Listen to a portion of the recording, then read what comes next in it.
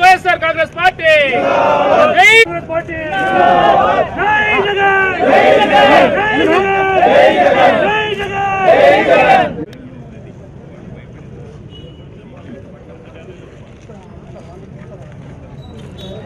ఏ నాయకుడు మాకు న్యాయం చేస్తున్నారు చెప్పండి. ఇది మరీ ఘోరం సార్. వాళ్ళకి అవసరమైంది కొట్టుకొని బావాలి కానీ మొత్తం వీడియోలు దాస్తున్నా కాపురాలు మనం ఎట ఉండాలా?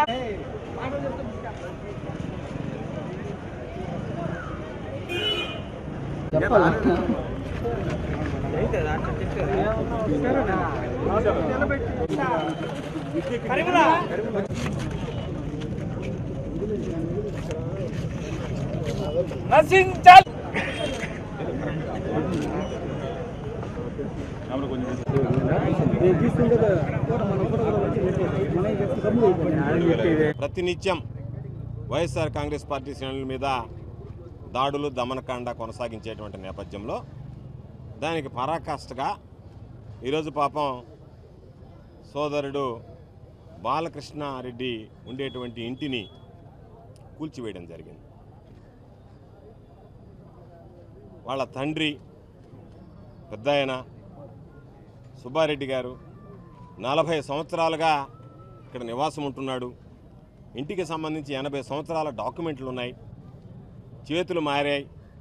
ఈరోజు వాళ్ళ దాంట్లో ఉన్నటువంటి ఇంటిని పునర్నిర్మించుకున్నారు. పునర్నిర్మించుకుని కూడా దాదాపు 6-7 మాసాలుగా ఈ కార్యక్రమం కొనసాగింది. ఈరోజు చంద్రబాబు నాయుడు చెప్తున్నాడు, నేను సంపద సృష్టిస్తాను అని చెప్పి ఒక వ్యక్తి 6 కాలం కష్టపడి ఆ కుటుంబం ఒక ఇల్లు నిర్మించుకుంటే దాన్ని కూల్చివేస్తే ఇది నేషనల్ వేస్టేజ్ అవుతుందా, సంపద సృష్టి అవుతుందా అనేటువంటిది కూటమి ప్రభుత్వంలో ఉండేటువంటి పెద్దలు చంద్రబాబు నాయుడు చెప్పాల్సినటువంటి అవసరం ఉంది. కాబట్టి కక్ష సాధింపులకు పాల్పడతా ఒక పద్ధతి పాడు లేకుండా మా ఇష్టారాజ్యంగా వ్యవహరిస్తామని చెప్పి ఈరోజు ఈ ప్రాంతానికి సంబంధించి మున్సిపల్ శాఖ మంత్రిగా ఉన్నటువంటి నారాయణ గారు, నోడా చైర్మన్గా ఉన్నటువంటి కోటమిరెడ్డి శ్రీనివాసరెడ్డి గారు మా ఇష్ట ప్రకారం మేము వ్యవహరిస్తాం, మాకు ఎవరు వ్యతిరేకంగా ఉంటే వాళ్ళు ఇల్లు కూల్చేస్తాం, మాకు అనుకూలంగా ఉన్నటువంటి వాళ్ళని వదిలేస్తామన్నట్టుగా ప్రవర్తించడం సరైనటువంటి పద్ధతి కాదు. ఈరోజు పాప రకరకాలైనటువంటి జీవోలు తెస్తున్నాడు నారాయణ. ఒక జీవో కూడా తీసుకురా, వైఎస్ఆర్ కాంగ్రెస్ పార్టీకి సంబంధించినటువంటి కొట్టేస్తాం, తెలుగుదేశం పార్టీ వాళ్ళు జోలికి పోమని చెప్పి జీవో తెస్తే అదేనా తెస్తే బాగుంటుంది తప్ప అవన్నీ పక్కన పెట్టి ఇదేమో మీ జాగీరులాగా మీ ఇష్ట ప్రకారం మీకు ప్రజలు ఓట్లు వేసి గెలిపించింది మీకు ప్రజలకు సేవ చేయమని కానీ మిమ్మల్ని జాగీరులాగా ఏలమని కాదు. కాబట్టి మీరు అనుకుంటున్నారేమో మా ఇష్ట ప్రకారం మేము ఏలతాం, మా ఇష్ట ప్రకారం మేము ఈరోజు చేస్తామని చెప్పి పాపం ఇది ఇప్పటికే న్యాయస్థానంలో ఉంది.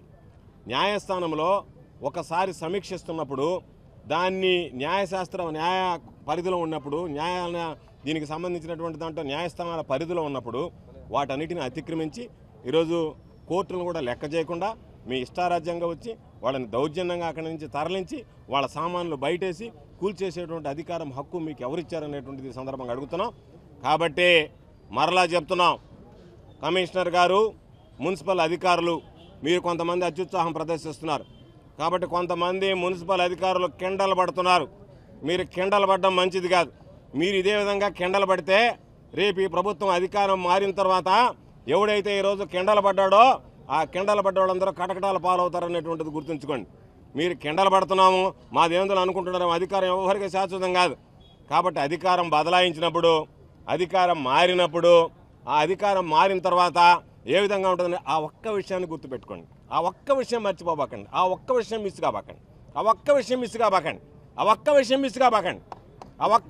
కాబాకండి. అధికారం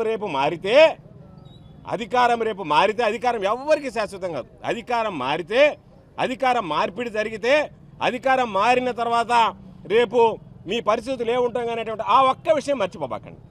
ఆ ఒక్క విషయం మిస్ అవుతున్నారు మీరు. ఆ ఒక్క విషయం మిస్ అవుతున్నారు. ఆ ఒక్క విషయం మిస్ అవుతున్నారు మీరు. అధికారం రేపు మారిపితే ఏం జరుగుతుంది అనేటువంటి ఆ ఒక్క విషయాన్ని మిస్ కాబాకండి. ఆ ఒక్కటే మిస్ అవుతున్నారు మీరు. ఆ ఒక్కటే మిస్ అవుతున్నారు మీరు. కాబట్టి మీరు అనుకుంటున్నారేమో మేము కిండలుగా వ్యవహారం చేస్తామని.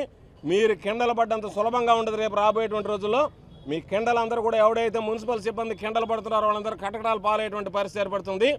కాబట్టి రేపు అధికార మార్పిడి జరిగిన తర్వాత ఈ కిండలు పడ్డటువంటి వాళ్ళు అంతు చూస్తాం తప్ప ఎవరిని వదిలిపెట్టేది ఉండదనేటువంటి విషయాన్ని సందర్భంగా తెలియజేస్తున్నాం. దీనిని ఇంతటితో విడిచిపెట్టాం, న్యాయ పోరాటం చేస్తాం. ఎవరైతే కిండలు పడుతూ అత్యుత్సాహం ప్రదర్శించారో వాళ్ళ మీద రాబోయేటువంటి రోజుల్లో తీవ్రమైనటువంటి చర్యలు తీసుకుంటాం. ఎవరిని వదిలిపెట్టేటువంటి పరిస్థితి ఉండదు. ఈరోజు మీలాగా రెడ్ బుక్లు రాయాల్సినటువంటి పని లేదు. ఈ ప్రాంతానికి సంబంధించి ఆ కుటుంబమే మీ మీద బుక్కు రాస్తుంది. ఇకనైనా సరే నారాయణ కానీ మున్సిపల్ సిబ్బందికి కానీ మీరు ఈ దాడులు ఆపండి. ఈ దాడులు సరైనటువంటివి కాదు. నెల్లూరు ప్రజలు మిమ్మల్ని ఈసడించుకొని, నెల్లూరు ప్రజలు మిమ్మల్ని అసహ్యించుకొని, నెల్లూరు ప్రజలు మిమ్మల్ని అందరిని కూడా తరిమి కొట్టేటువంటి రోజులు వచ్చే లోపలనే ఇటువంటి దాడులకు స్వస్తి పలికితే మంచిదని చెప్పి నేను ఈ సందర్భంగా హితవు చెప్తున్నాను.